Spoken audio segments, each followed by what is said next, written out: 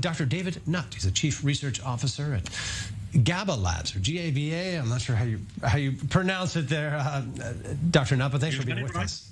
GABA is right. GABA. The fascinating things you've been up to here, I want to ask you about, because I think it relates to many of us who, perhaps party hard on the New Year's and then commit to eating or drinking less. In light of New Year's, can you tell us about your alternative to alcohol that you've been working on for so many years? What is it? Well, as the name of the company suggests, it targets the GABA system, which is one of the key neurotransmitter systems in the brain, but one that's not well known about. People know about dopamine and they know about endorphins and serotonin, but GABA is more important than all of those. And it's the target for the effects of alcohol that most of us seek: the relaxation, the sociability, the conviviality, etc. But the problem with alcohol is that if you take more of it, it starts to interfere with all those other neurotransmitters I've mentioned, plus more. So what we're doing is developing molecules which just target the good effects of alcohol through GABA and allow you to get the pleasures you want without the complications of interfering with all those systems, which lead to things like dependence and hangover, etc. Your research has been out there, reported on for decades, as far as I can go back, or at least many years here. Why has it not become a more mainstream or something we're more aware of? Are you up against major industry? What's your answer for that? Well, it's a big challenge because we've invented molecules. I can show you one here. I've got a bottle here of our prototype, which is called Alcarel. But to take that molecule through to a drink requires many years of testing, food safety testing, and that requires investment, and that's what we're building up to get now. Now we've got the molecule, we now need to get the funding to take it through so it can be sold as an ingredient by any drinks company who want to basically make a functional but alcohol-free drink. Well, certainly eye-opening and intriguing to many who enjoy those beverages from time to time here. There's a social aspect as well to this, and I don't know if we've got around yet. I know we're working on bringing around Dr. Camila Forkash-Lavon. Joins us frequently here, psychologist and organizational consultant, coming to us from Jerusalem. Camila, if you're ready. Yes, hello, welcome. Thanks for joining as well. And Dr. Nutt, stay with us here. I want you to be part of this conversation. Camila, what happens to us this time of year? When it comes to resolutions, efforts to better ourselves. Is it a mental health moment or a physical health moment? The example that we brought up here is, many, for example, partying hard on New Year's, then committing to eating or drinking less in the new year. Does it work? These type of extremes that a lot of resolutions focus on? So first of all, of course it doesn't, and I'm very happy that you have Dr. Nutt here because he's a genius, and I'm going to go back to that in a minute. But basically, no, of course it doesn't, because what happens is that when you set goals, and in anything, right, when you set goals that are highly unrealistic, then all it creates, it feeds back into the loop of feeling anxious and feeling like a failure because you just, again, weren't able to stay away from that pancake, yeah?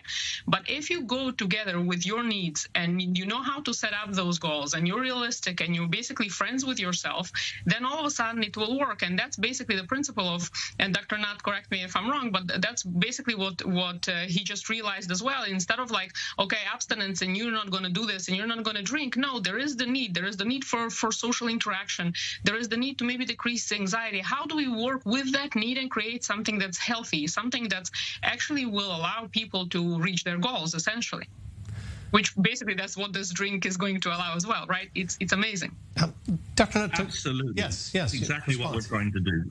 Give people what they want from alcohol. No one wants the dependence. No one wants the hangovers. No one wants the liver damage or the heart damage. Let's give them something which is much, much less harmful, but which targets that sociability. Most people drink because it makes them more sociable, more engaged with other people, more convivial. Let's try to target that, and that's what we're doing. Dr. Nutt, specifically, you've made a bit of an enemy out of traditional alcohol. I think you've co-published findings articles that it's making the case that it's more dangerous to society than heroin or crack or cocaine, other demonized substances out there. You've been actually a vocal proponent of expanding the use of psychedelics. Explain that view a bit. Well, it's called rationality. It's looking at drugs as a whole and not giving alcohol a preferred place in society. I mean, if alcohol was discovered today, it would be illegal under almost every national drug law. But we turn a blind eye to it because it serves huge purposes in our society, and it's been around for a long time. And all I'm saying is, let's be rational. Let's accept that alcohol does have benefits, as we just heard. And most of us, for most people, it's the drug that we use in social situations because it works. But let's try to find sensible alternatives which can give you the similar benefits, but with much reduced harms. It's just basically applying a logical approach. Alcohol is the most harmful drug in British society because it's a harmful drug. But if we could replace it with a less harmful drug, that would have massive health benefits. It's just never been done before because people haven't thought about it, I think. Certainly a lot of entrenched, societal issues you're going up against. I mean, Camilla, on that line, talking about excesses, in certain areas, the life out of balance. Is it all about finding that happy, balanced life, moderation? What's the secret, essentially? Actually, it is. I'm so happy always. I love you people. You ask such a great questions and raise such important topics, right? Because if all the tools are there, if we were taught as a society already from kindergarten stage, yes, of how, conflict resolution and balance, and how do you, speak to a person to get what you want in a way that's positive instead of punching them in the nose, and that punching in the nose turns into maybe just behavior that hostile. Maybe you're not punching, hopefully, as you grow up, because children do, yeah, but some adults, as we know, is also problematic, and they do. And if they're, let's say, like, for example, speaking of influence of alcohol, we know a lot of domestic abuse happens. And so I think that ultimately, also from my work, people don't do something or get into trouble, often not because they're idiots and they're trying so hard, but just they don't know how. Like, literally, once you don't know how, it's not in your view. But if you open up the eyes of a person, right, and you teach them, and all of a sudden it makes sense, like, once you see the system underneath, it's so logical, it's so beautiful, and you can adapt it to anything else, right? So there is a way. We just, unfortunately, I don't know why yet, don't teach it on a social level, and I hope that it will be done, and maybe once I grow up, I'll be a part of it. Yes. Dr. Nutt, for some, what should we be looking out for here in terms of your, products that sound like they're better for us than what's on the shelf already? Should we be waiting to see some development in that sector in the next near term, years? I mean, what do you expect to see?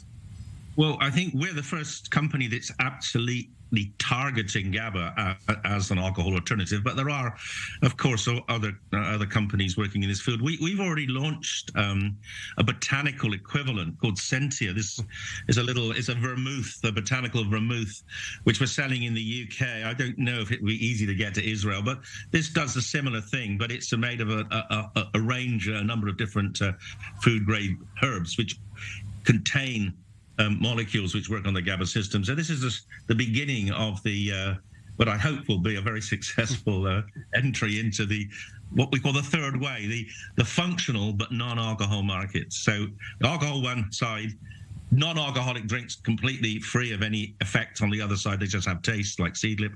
And in the middle, we'll have Alcaral and Sentia, which give you an effect which you want, but won't have the damaging or as much of the damaging effects as alcohol has.